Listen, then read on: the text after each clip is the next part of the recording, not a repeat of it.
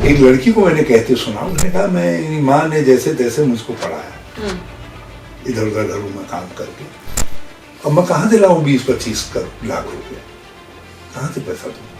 ये आंसू है उसके, आंसू, और ये हमको खाएंगे, हमको लगेंगे कि भाई तुमने तो इनको लाठी दे दी, तुमने तो इनको जेल भेज दिया, इनको मुकदमे लगा दिए।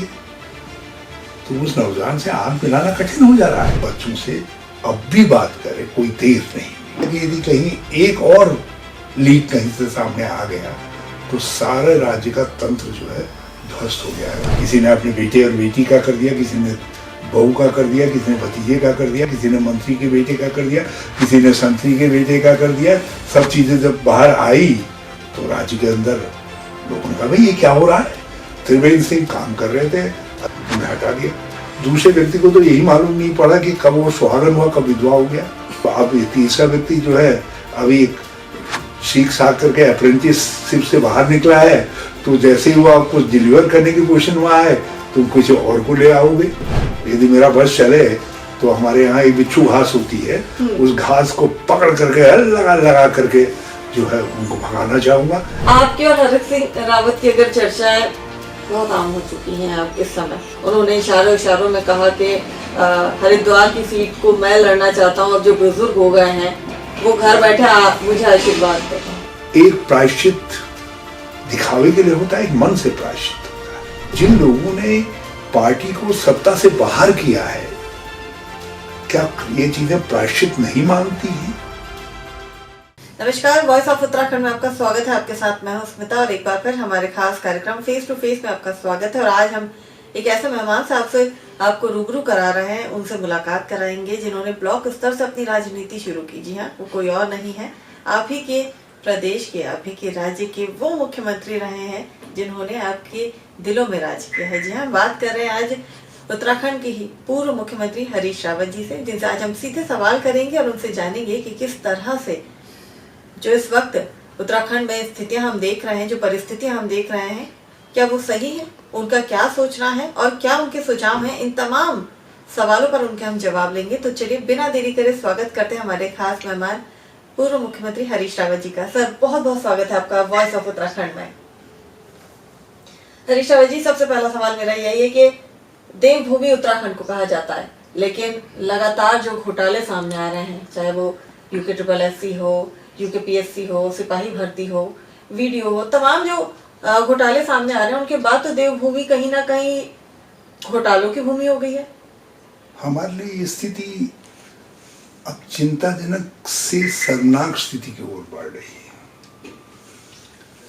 एक दो प्रसंग नहीं आए हैं, बल्कि जिन संस्थाओं पर हमको गर्व होना चाहिए था और जिन व्यक्तियों पर हमको गर्व होना चाहिए था, यदि आप अधीनस्थ सेवा चयन आयोग का लीजिए,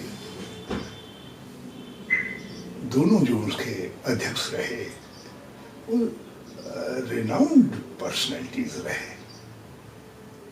उनकी योग्यता के रिकॉर्ड्स को देखिए, लेकिन जो कुछ हुआ उसने हमको शर्मसार कर दिया। वही स्थिति पब्लिक सर्विस कमीशन में आ रही है, जिसको हम ये समझ रहे थे कि हमारा एक आदर्श है, लाइट हाउस का काम करेगा। इस समय ये जो जिस स्थिति में SSC के घोटालों के बाद, ये नकल नीक आदि के बाद स्थिति आई थी, तो वहां भी जो कुछ हो रहा है वो तो ऐसा लग रहा है कि वो तो घोटालों का घर लग रहा है। वहां तो हर व्यक्ति अब संदेह के दायरे में है। एक जबरदस्त अविश्वास केवल छात्रों में नहीं, बल्कि हमारे लिए बाहर के लोगों में भी पैदा हो गया है कि उत्तराखंड के अंदर में सब गड़बड़ी है यार। वहां तो ये स्थितियां पैदा हो गई। ये राज्य जिस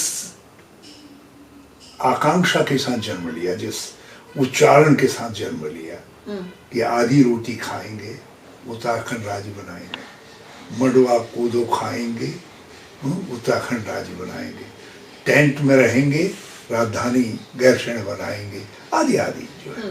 मतलब अभावों से लड़ने के लिए एक ऐसा संकल्प जिसने कहा नहीं, अब गरीबी हमको स्वीकार्य नहीं है और हम अपना राज्य बनाएंगे और अभावों के साथ अपनी जिंदगी को शुरू करेंगे, मगर अपनी कल्पना का राज्य बनाएंगे। आज वो सारी कल्पनाएं धूल धूसरित हो जा रही हैं। जब नौकरियों में गड़बड़े होंगी तो जो व्यक्ति, चाहे वो एसडीएम स्तर पर आ रहा हो, चाहे किसी क्लर्क के स्तर पर आ रहा हो, इंजीनियर के स्तर पर आ रहा हो, जो आज परीक्षा में निकलने के लिए 50 लाख 1 करोड़ खर्च करेगा, तो अगले वर्षों के अंदर जब वो नौकरी पर रहेगा तो इस राज्य को नोचेगा। अब नौजवान क्या मांग रहा है? यदि कोई मुझसे कहे कि भाई तुमने तो इनको लाठी दे दी, तुमने तो इनको जेल भेज दिया, इनको मुकदमे लगा दिए, तो उस नौजवान से आंख मिलाना कठिन हो जा रहा है। वो लड़के लड़की जो भी हैं उनसे आंख मिलाना कठिन हो जा रहा है। इसलिए कठिन हो जा रहा है कि वो मांग क्या रहे हैं? यही तो कह रहे कि हमारी योग्यता का निष्पक्ष मूल्यांकन करने वाली संस्था दे दो। यदि हम काबिल हैं तो हमको नौकरी मिल जाएगी। एक लड़की को मैंने कहते सुना, उसने कहा मेरी माँ ने जैसे तैसे मुझको पढ़ाया, इधर उधर घरों में काम करके, अब मैं कहाँ से लाऊं 20-25 लाख रुपया? कहाँ से पैसा दूं? परीक्षा दे रही हूँ और उसके बाद पता चला घोटाला हो गया।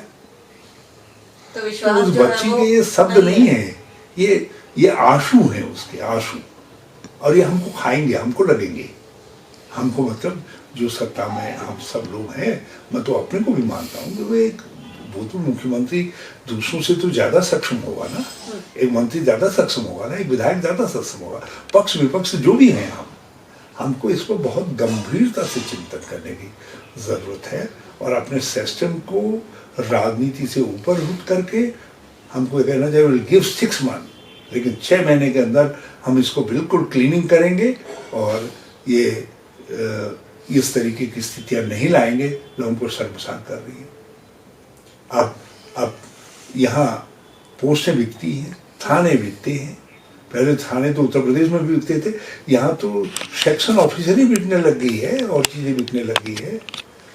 ऐसी स्थितियां, चीजें यहाँ चर्चा में आती हैं।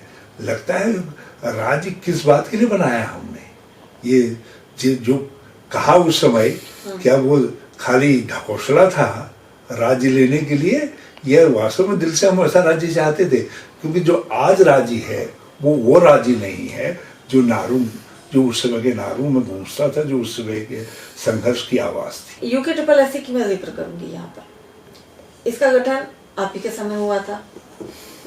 आपने कई बार ये बात खुले तौर पे भी मानी है, इस बात को एडमायर किया है, माना है कि हाँ कहीं हमसे चूक हुई थी, अगर हम वक्त रहते उन चूकों को सुधार लेते, कुछ गलतियां हुई थी तो शायद स्थितियां कुछ और होती। तो क्या वो चूक थी? और आज जो परिदृश्य हम देख रहे हैं, आज जो स्थितियां हम देख रहे हैं, उसमें आप क्या सरकार को सलाह देना चाहेंगे कि कहाँ हम सुधार कर सकते हैं ताकि ऐसी स्थितियां से अविश्वास ना हो? मुझसे केवल एक हुई, मैंने एक ऐसी ब्रांड जिसके नाम से को मैं समझता था ईमानदारी का प्रतीक है, आरएसएस से जुड़े हुए व्यक्ति को ये मान करके कि इस संस्था का व्यक्ति जो है गलत होगा ही नहीं होगा, तो मैं उस व्यक्ति के साथ जो अनुभव 50 देशों का भ्रमण, ज्ञान और दूसरी चीजें सब जुड़ा हुआ था, जो उसका बैकग्राउंड था एडमिनिस्ट्रेटिव, वो सब देख करके मुझे लगा, मैंने कहा मुझे राजनीति के हिसाब से नहीं जाना चाहिए, क्योंकि ये संस्था पहली बार खड़ी कर रहे हैं हमने अधीनस्थ सेवा चलाया का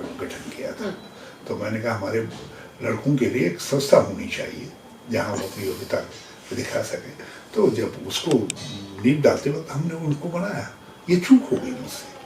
यदि मैं शायद जो दूसरा विकल्प मेरे सामने था उन विकल्पों में जाता तो ये मुझे दुख नहीं प्रकट करना पड़ता। लेकिन जैसे ही हमको पता चला गड़बड़ हो रही है, हमने फौरन कार्रवाई की।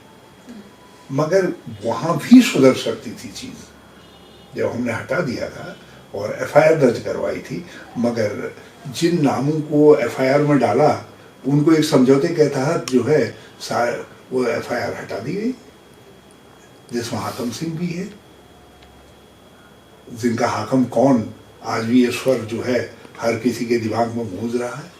तो यदि वहीं हाकम सिंह को बंद कर दिया गया होता और अपराध की खोज होती, हमने एसआईटी गठित की थी, लेकिन चीजें आगे नहीं बढ़ पाई। धीरे धीरे गैंग्रीन की तरीके से फैलती रही और उसने पूरे SSSC को अपने आगोश में ले लिया। तो बच्चे कह रहे हैं कि हमारा विश्वास जो है इस तंत्र में नहीं रह गया। तो मुख्यमंत्री का दायित्व है कि वो उनके विश्वास का तंत्र उनको दे। और मेरी आज भी सलाह है कि मुख्यमंत्री जिद करने के बजाय कि परीक्षा नहीं मैं करवाऊंगा, बच्चों के साथ बातचीत करें, बेरोजगार संगठनों के नेताओं के साथ बातचीत करें, वो क्या चाहते हैं उनसे कहें बेटा जिस बात से तुमको विश्वास होता है वो बात करवा लो हमसे, और फिर मेहनत करो, परीक्षा में निकलो जो है। और लेकिन ऐसा हो नहीं रहा है। मुख्यमंत्री ने ऐसा लग रहा है कुछ बातों को अपनी प्रतिष्ठा का विषय बना दिया है। और मुझे डर यह है कि यदि कहीं एक और लीक कहीं से सामने आ गया तो सारे राज्य का तंत्र जो है ध्वस्त हो जाएगा और मुख्यमंत्री के लिए संभलना मुश्किल हो जाएगा। जब बच्चे आंदोलन कर रहे थे, आप धरना स्थल पे भी पहुंचे थे, अपने बच्चों के लिए वहां पे आप बैठे भी थे, आपने नारे भी लगाए थे, आपकी तबीयत भी बिगड़ी थी, लेकिन उसी दिन, क्योंकि बहुत जरूरी सवाल है, उसी दिन आपका एक प्रतिनिधि मंडल विधानसभा अध्यक्ष से मिलने गया था। विधानसभा भर्ती में जिन लोगों को निकाला गया है, आपने उन्हें बहाल करने के लिए आज भी आपने वहाँ बात की है, ठीक है।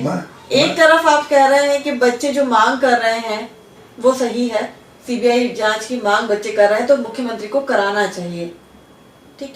दूसरी तरफ अगर भ्रष्टाचार से जिस तरह से वो नियुक्तियां हुई है विधानसभा में, वो कहाँ उचित है? ये किस तरह की पॉलिटिक्स है? ये क्या नजरिया है? दोनों में बड़ा भारी अंतर है। यहाँ सिस्टम ने गलती की है, यहाँ हमने गलती की है और निरंतर गलतियां की है। आप अंदाज लगाइए, इस राज्य के जो प्रथम मुख्यमंत्री थे उनको संसदीय ज्ञान का पारंगत कहा जाता था, नित्यानंद स्वामी। दूसरे मुख्यमंत्री भी बड़े अनुभवी थे। तीसरे मुख्यमंत्री तो साथ साथ जो है भारतीय संविधान और भारतीय पार्लियामेंट्री सिस्टम के जो है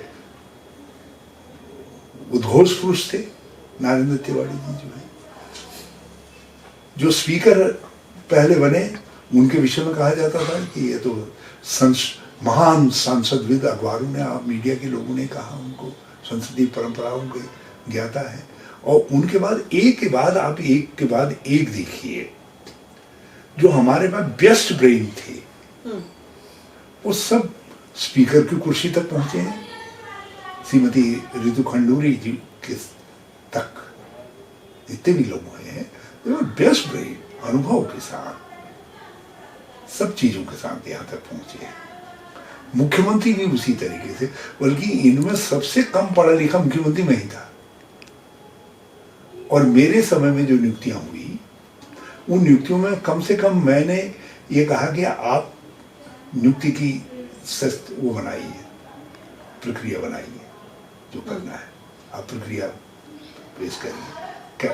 और मैंने कहा शासन से अनुमति लीजिए और जस्टिफाई करिए कि क्यों कर रहे हैं। जैसे वाराणसी में विधानसभा सचिवालय के लिए नियुक्तियां करनी है, जस्टिफाई करिए। जस्टिफिकेशन को देख करके हमने नियुक्तियां की। बाकी में तो ये भी सब नहीं हुआ, नियुक्तियां हुई सब कालों में, आवश्यकता देखी और करते गए। अब देखिए इसमें उन बच्चों की जो नियुक्त हुए हैं, आज उनमें से कई लोगों को 20-20 साल हो गए हैं, 22 साल हो गए। उनकी क्या गलतियां हैं? उनकी क्या गलतियां? क्योंकि उनको एक सिस्टम मिला, नौकरी, उनको गए, उनको नौकरी की जरूरत थी, आपने पिक कर लिया, आपने कहा तो कल से हो गए, उन्हें हो गए। वो थोड़ी कहेंगे कि साहब आपकी प्रक्रिया क्या है, आपका नियम क्या है, कानून क्या है। ये तो हमने देखना चाहिए था ना। ये पहली सरकार को, दूसरी सरकार को, तीसरी सरकार, सब मुख्यमंत्री एक के बाद एक, सब सब तुर्रम खां खुर्रम खां सब थे, तो सबने, किसी ने नहीं देखा और भर्ती करते गए। एक दिन खबरें आनी शुरू हुई कि भर्तियों में कुछ ऊपर नीचे हो रहा है, लिया गया है, बातें मीडिया में आई। और उसी समय हाकम सिंह का हाकम कौन, ये राज्य में नारा गूंज रहा था, बड़ा भारी नारा गूंज रहा था। तो कुछ लोगों को लगा यार ये मौका है कि हाकम सिंह से ध्यान हटाओ, विधानसभा में ले आओ। तो विधानसभा का मामला आया। अब आया जब, तो क्योंकि उसमें बड़े बड़े नाम थे, कई लोगों की ने जो नियुक्तियां की थी उनमें नैतिक बल नहीं था। किसी ने अपने बेटे और बेटी का कर दिया, किसी ने बहू का कर दिया, किसी ने भतीजे का कर दिया, किसी ने रिश्तेदार का कर दिया, किसी ने नातेदार का कर दिया, किसी ने मंत्री के बेटे का कर दिया, किसी ने संतरी के बेटे का कर दिया। सब चीजें जब बाहर आई तो राज्य के अंदर लोगों ने कहा भाई ये क्या हो रहा है। अब इसमें दिक्कत ये है आज कि आपने जिनको निकाला है उसमें आधा न्याय है, क्योंकि जब सारी नियुक्तियां एक ही विधि विधान से हुई है, एक ही तरीके से हुई है, तो फिर वो वैध कैसे है? कुछ वैध कुछ अवैध कैसे है? स्पीकर का पद जो है एक इंस्टीट्यूशन है। हमारे पहले के इंस्टीट्यूशंस में तो उंगली उठी गई, ये जो आज है उस पर भी उंगली उठे कि आपने अर्ध न्याय, आपने पहले क्यों न्याय नहीं किया? केवल एक सपोज, मैंने अपना सर्टिफिकेट लगाया है, मैंने लिखा मैं बीए हूं और बाद में बीए नहीं निकलता हूं, नकली सर्टिफिकेट है, और मुझे कंफर्म भी हो गया हूं, मैं रिटायर्ड भी हो गया हूं, तो क्या मुझसे वसूली नहीं होगी, मुझे जेल नहीं होगी? तो आज ये प्ली लिया जा रहा है गवर्नमेंट द्वारा कि जब वो पहले के कंफर्म हो गए तो confirmation is not a no safeguard. यदि नियुक्तियां गलत हैं तो आप उन आधों को बचाएंगे तो आपका न्याय जो है दोषपूर्ण हो जाएगा। लेकिन हाई कोर्ट ने भी तो इसे माना है, हाई कोर्ट ने भी तो इस पर रोक लगाई है कि जो भर्तियां हुई हैं, नहीं, इसी जो हमारे हाई कोर्ट उन्हें निकाला गया है वो बिल्कुल उचित है। हमारे हाई कोर्ट ने की फुल बेंच ने, चीफ जस्टिस की बेंच ने और सुप्रीम कोर्ट के चीफ जस्टिस की बेंच ने इन नियुक्तियों को सही भी ठहराया है। 2016 की जो नियुक्तियां हैं, ये दोनों नियुक्तियों को चुनौती दी गई थी और दो हाई कोर्ट और सुप्रीम कोर्ट दोनों ने जो है इनको सही ठहराया, विधि सम्मत ठहराया। तो हु इज राइट? कौन सही है, कौन सही है? तो हमने इस मामले में ये कहा स्पीकर महोदया से कि इंस्टीट्यूशन पर भरोसा बना रहे कि जब जगे तब सवेरा। हम अब जगे हैं, यहां से सवेरा, आगे के लिए नियम प्रक्रिया नियमावलियां सब बनाइए। सी इज कैपेबल लेडी, वो करेंगी। उन्होंने कहा मैं करूंगी, और हमने उनसे कहा कि ये जो अतीत की गलतियां हैं ये हमारी सामूहिक गलतियां, इसको ठीक करने का निर्णय हम सामूहिक तौर पर लें।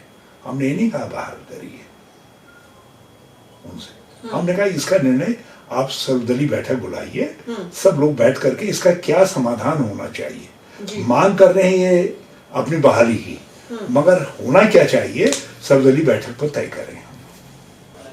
मैं 58 साल के सार्वजनिक जीवन के अनुभव के साथ खड़ा हूं। मैं कल क्या जवाब दूंगा? कोई कहेगा कि साहब इनकी नियुक्तियों को तो आपने सही ठहराया और इनकी नियुक्तियों को गलत ठहराया, ये बताइए, ये तो 2000 ही से गलतियां हो रही है, सब एक ही प्रक्रिया के तहत हुई है। भाई भतीजावाद तब भी है। ऐसी भी नियुक्तियां हैं जिनकी क्वालिफिकेशन कुछ नहीं थी, बड़े पद दे दिए गए, आज वो बड़े बड़े पदों पर भी विराजमान है। इसी विधानसभा के अंदर ऐसी भी नियुक्तियां हुई कि 1 महीने के अंदर 3 प्रमोशन कर दिए गए। या तो उन सब लोगों को कंडेम करे, एक सर्वदलीय बैठक बैठे, सबको कंडेम करे, केवल ये बच्चे विक्टिम क्यों हों?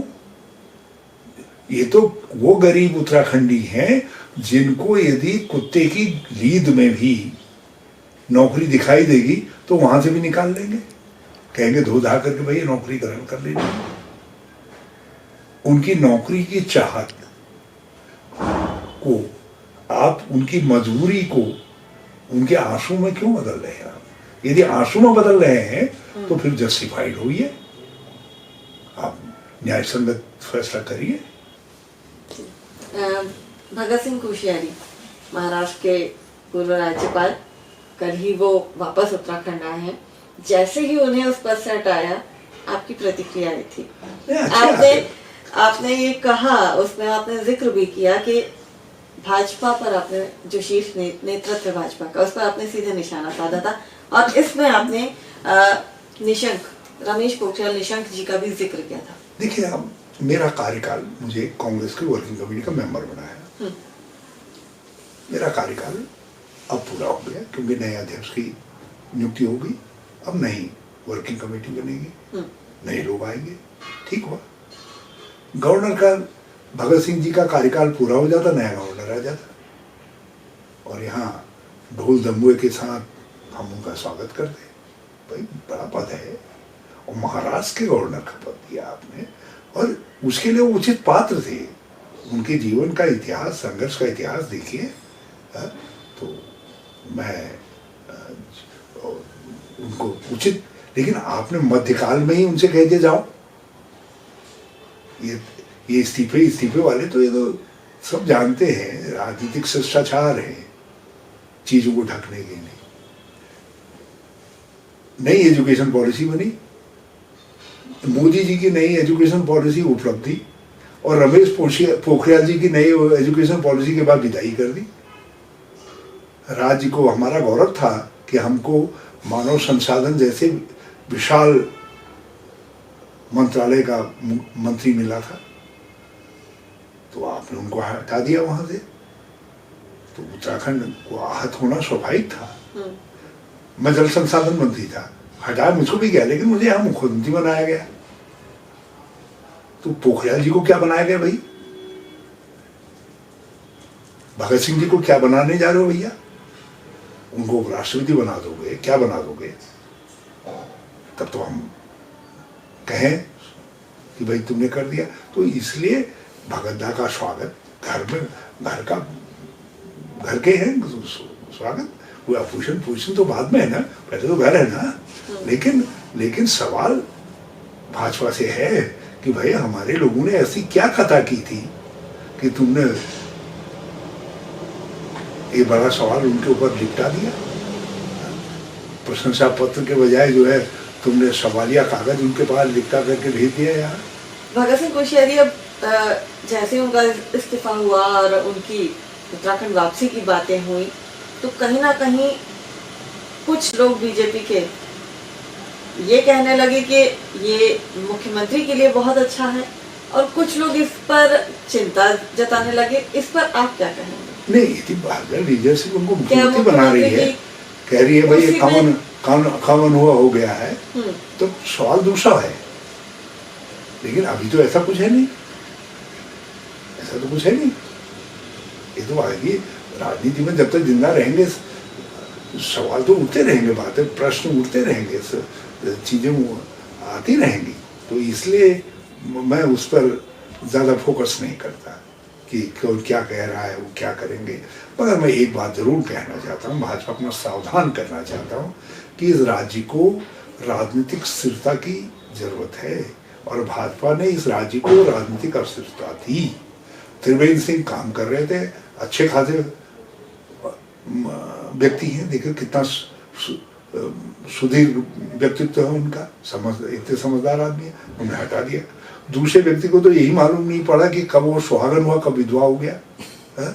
वो तो तीसरे की भी यही नौबत आ गई थी, बच गया बाल बचा दिया वक्त की मौजूद ने, नहीं तो फिर लोगों ने तो उनको डुबा ही दिया था। तो अब ये तीसरा व्यक्ति जो है अभी एक सीख साख करके अप्रेंटिसशिप से बाहर निकला है, तो जैसे ही वो आप कुछ डिलीवर करने की पोजीशन में आए तुम किसी और को ले आओगे। तो भैया ये राजनीतिक अस्थिरता, ये प्रयोगशाला मत बनाओ उत्तराखंड को। हमने बड़े अरमानों से बना हुआ राज्य है, सत्ता में कौन है ये दूसरी बात है, वो तो हम हटाना चाहेंगे। हम तो भाजपाइयों को, यदि मेरा बस चले तो हमारे यहाँ एक बिच्छू घास होती है, उस घास को पकड़ करके लगा लगा करके जो है उनको भगाना चाहूँगा। लेकिन राज्य के नागरिक के रूप में मेरी कल्पना यह है कि मेरा राज्य स्वस्थ रूप से आगे बढ़े, उसको अच्छी व्यवस्था मिले, अनुभवी लोग मिले, सत्ता सीख से चले। आपके और हरीश सिंह रावत की अगर चर्चाएं बहुत आम हो चुकी हैं अब इस समय, देखा जाए तो कई बार ये भी कहा जा रहा है कि शीत युद्ध जो है वो छिड़ा हुआ है। उन्होंने इशारों में कहा कि हरिद्वार की सीट को मैं लड़ना चाहता हूँ और जो बुजुर्ग हो गए हैं वो घर बैठे मुझे आशीर्वाद दें। इस पर आप क्या कहेंगे? इस सब पर कोई कमेंट नहीं, इसमें कोई सत्यता, ये तो मैं बुजुर्ग तो हुई हूँ, कोई वो नहीं है। मैं ये निर्णय पार्टी करती है, पहली बात ये। दूसरी बात यह है पार्टी को कुछ देना भी पड़ता है, और कभी कभी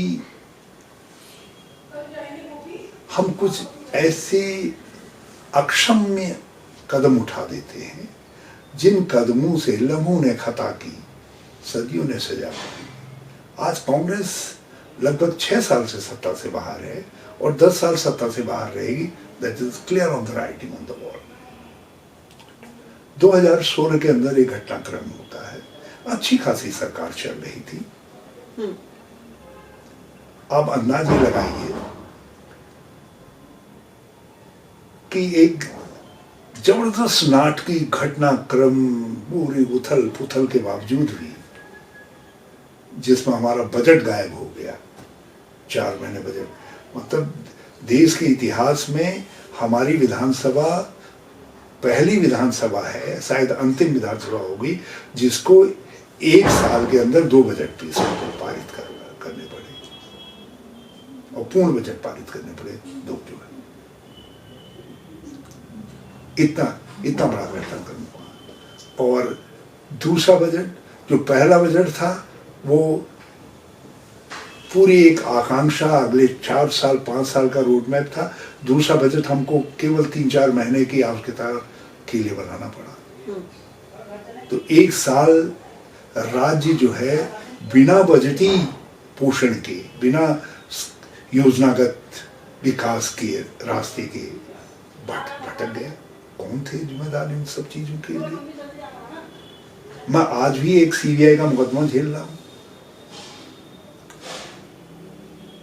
इस राज्य के अंदर राजनीतिक अस्थिरता आई, कांग्रेस सत्ता से बाहर हो गई। क्या वास्तविक अर्थों में वो लोग ऐसे थे जिनके साथ पार्टी ने अन्याय किया था? क्योंकि आप कभी बच्चों से बदला ले सकते हैं मगर आप पार्टी से बदला नहीं ले सकते। यहां तो पार्टी 6 साल से सत्ता से बाहर है। यदि स्थितियां नहीं सुधरी, 10 साल बाद जब 2027 में चुनाव होगा तो फिर कहाँ हम खड़े रहेंगे? कहीं ऐसा ना हो कि हम उत्तर प्रदेश के रास्ते पे चल पड़े, जहाँ सत्ता से एक बड़े लंबे अंतराल से हम बाहर हैं, एक बड़े खतरे में पड़ गए हैं। तो इन सारी परिस्थितियों को देखते हुए कभी कभी जो है कुछ देने का संकल्प करना पड़ता है, कुछ देने का संकल्प करना पड़ता है। और हर पाप का एक प्रायश्चित दिखावे के लिए होता है, एक मन से प्रायश्चित होता है। तो जिन लोगों ने पार्टी को सत्ता से बाहर किया है, जो उस खेल में थे, जो भाजपा के खेल में फंसे, और ये सारे एक के बाद एक अनहोने पाप कर्म उत्तराखंड के अंदर हुए। संसदीय पाप, संसदीय व्यवस्था के साथ पाप हुआ, कांग्रेस के साथ पाप हुआ, राज्य के विकास के साथ बजट के रूप में पास हुआ, कई तरीके के पाप घटित हुए, पैसे से की खरीद और दुनिया भर की चीजें हुई, सब चीजें हुई। तो ये सारी चीजों को क्या ये चीजें प्रायश्चित नहीं मांगती हैं? हमारे घर गांव में कहते हैं माँ बाप का श्राद्ध जो है गया जाकर के जब कहीं नहीं कर पाते हो तुम नियमित तरीके से, तो गया में जाकर के प्रायश्चित करना चाहिए। राजनीति की भी तो कोई गया होगी। तो 2024 का लोकसभा चुनाव हरीश रावत लड़ेंगे?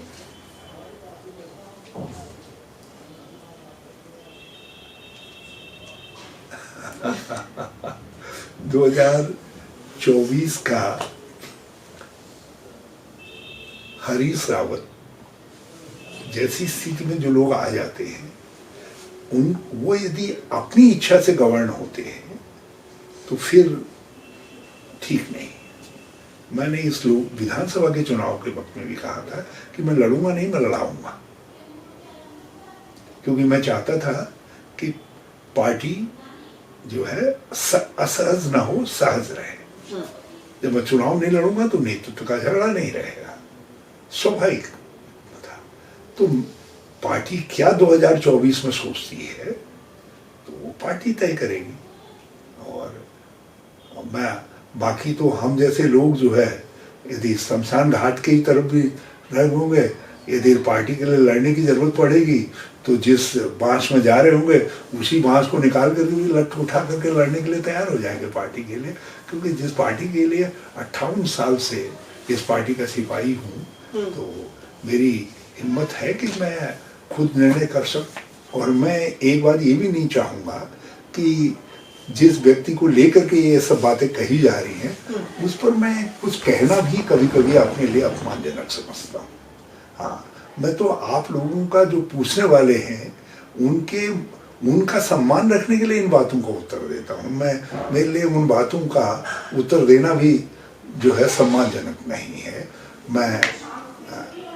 मैं 2016 जो उत्तराखंड के इतिहास के लिए और उत्तराखंड के लिए एक ऐतिहासिक शुरुआत हो सकती थी, आज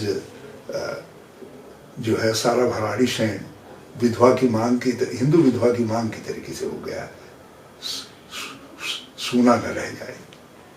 यदि 2016 में कांग्रेस सत्ता में आई होती तो आज भराड़ी शहर में राजधानी में होती, टाउनशिप होती, सब कुछ होता, सब कुछ हो गया होता। राज्य के विकास की जो हमने बुनियादें डाली थी, जिनको एक एक करके चुन चुन करके 5-6 साल में कूड़े के ढेर में डाल दिया गया, आज वो विकास कहाँ पर होता। हमने कल्पना की थी कि हम जो है 9 लाख रुपया राइज की औसत आय और 6 से 7 लाख पर्वतीय क्षेत्रों के जनपदों में औसत आय को पहुंचाएंगे, और उसके लिए बुनियाद हमने डाली थी। हमने एक आत्मनिर्भर राज्य की कल्पना की थी और उसके लिए 19.5% वार्षिक राजस्व वृद्धि दर हमने 2016 में ले आए थे। हम राज्य की जो है आपदा के बाद कल्पना करिए, जिस समय त्रिवेंद्र सिंह जी मुख्यमंत्री बने उस समय 1.5% जो है जो बेरोजगारी की वार्षिक वृद्धि दर थी 1.5% थी, जो स्वस्थ कहलाती है किसी भी देश के अंदर। विकास दर हमारे राज्य की 11% थी जीडीपी की जो है ग्रोथ। तो ये स्वस्थ मानकों पर ला करके हमने जिस राज्य को खड़ा किया था, कहाँ से कहाँ पहुंच गया। तो ये सब चीजें हैं। तो ये सब चीजें ऐसे ही थोड़ी छोड़ी जा सकती है, ये समय के जवाब देना है। और हरीश रावत इसका जवाब देगा, क्योंकि ये सवाल मेरी व्यक्ति की नहीं है। व्यक्ति को मैं तो एक बार भूत होना तो भूत हो गया, लेकिन सवाल तो उत्तराखंड का भी है। सवाल उन गरीबों का है जिनकी आकांक्षाओं का उत्तराखंड बना था, उसको हम उनकी आकांक्षाओं के रास्ते पर ला करके खड़ा कर दिया था। अब फिर से कोई ढूंढना पड़ेगा, पता नहीं कितना वक्त लगेगा कब उस तरफ जाए। और जिस तरफ इस समय जिस तरफ राज्य जा रहा है वो एक भटकाव है। हरीश रावत जी, जो आपके व्यक्तित्व में है, जो आपकी बातों में है, वो तमाम चीजें और उन तमाम चीजों के जो सवाल मैंने आपसे किए, जो भी मेरे सवाल रहे, उनका आपने बेबाकी से जवाब दिया। आपका कीमती समय देने के लिए हमें बहुत बहुत धन्यवाद सर। थैंक यू बहुत अच्छा।